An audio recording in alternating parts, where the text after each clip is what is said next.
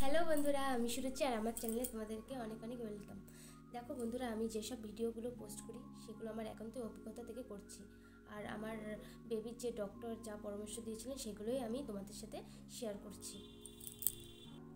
যারা নতুন নতুন বাবা মা হয়েছো, তাদের ছোট বাচ্চাদের নিয়ে অনেক সমস্যায় পড়ো, তারা তাদের জন্যই আমার এই ভিডিওগুলো করা, যাতে তাদের প্যারেন্টিং জার্নিটা ভালোভাবে করতে পারে, যাতে পড়তে হয় কতবার দুধ খাওয়াতে হবে।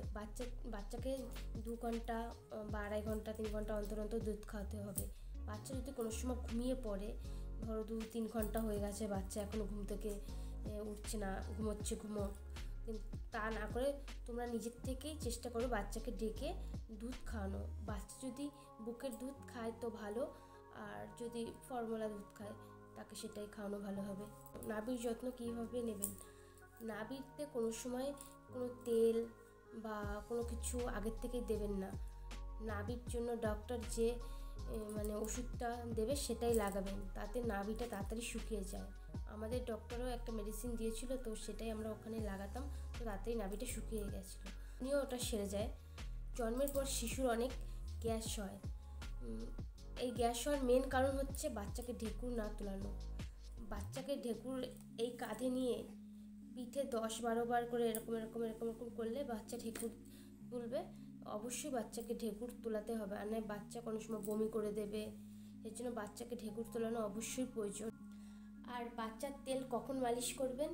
বাচ্চার নাভি যখন পড়ে যাবে তার কিছুদিন পরে থেকে তেল মালিশ করা যেতে পারে, কিন্তু যে কোনো তেল ব্যবহার করার আগে বাচ্চার এই কানের এই পিছনে, তারপরে এই হাতের এই জায়গা, এইগুলো টেস্ট করে তেলটা লাগিয়ে একদিন রেখে দেবেন। যদি দেখবেন যদি কোনো অ্যালার্জি বা কিছু হয় তাহলে ওই তেলটা আর মাখাবেন না, কিন্তু বাচ্চার নাভিটা পড়ে যাওয়ার পরে তেলটা মালিশ করা অবশ্যই জরুরি।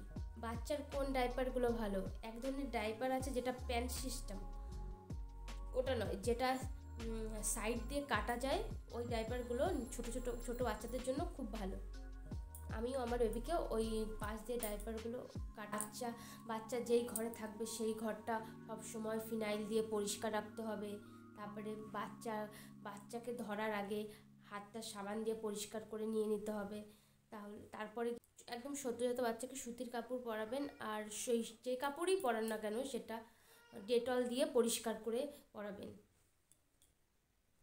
ডিটারজেন্ট দিয়ে সেটাকে ভালো করে ধুয়ে তারপরে সেটাকে পরাবেন। বাচ্চার নাভি পড়ে গেলে বাচ্চাকে নিয়মিত স্নান করানো যেতে পারে। গরমকালে হলে নিয়মিত প্রতিদিন স্নান করানো যেতে পারে। যদি শীতকাল হয় তাহলে 2 দিন পর 1 দিন স্নান করালেও কোনো অসুবিধা তেমন একটা হয় না। কিন্তু বাচ্চাটার নাভি যখন থাকবে তখন বাচ্চার নাভিতে জল লাগানো যাবে না। জল লাগালে সেখান থেকে নাভিটা পেকে যেতে পারে, আবার পেকে কষ পড়তে পারে। সেজন্য বাচ্চার নাভি না পড়া পর্যন্ত বাচ্চাকে কোনো সময় স্নান করাবেন না। ঘরে মশারি অবশ্যই রাখতে হবে, আর কোনো মশার ধূপকাঠি বা তেল এগুলো না জ্বালানোই ভালো। আর বাচ্চার চোখ, মুখ, হাত পরিষ্কার করার জন্য গরম জল করে তার মধ্যে সুতির কাপড় বা ন্যাকড়া ফুটিয়ে সেটাকে ভালো করে নিংড়ে তারপরে সেটাকে বাচ্চার চোখ মুখ পরিষ্কার করে দিতে হবে। অনেকে ওয়েস্টও ব্যবহার করে, যেগুলো তার থেকে ভালো সব থেকে সুতির কাপড় দিয়ে পরিষ্কার করা। আমিও একজন মা, সেই অভিজ্ঞতায় থেকেই তোমাদের সাথে শেয়ার করছি। বন্ধুরা, আমার ভিডিওগুলো ভালো লাগলে আমার ভিডিওটাকে প্লিজ লাইক করো, আর আমার চ্যানেলটা সাবস্ক্রাইব করো এরকম ভালো ভালো ভিডিও পেতে।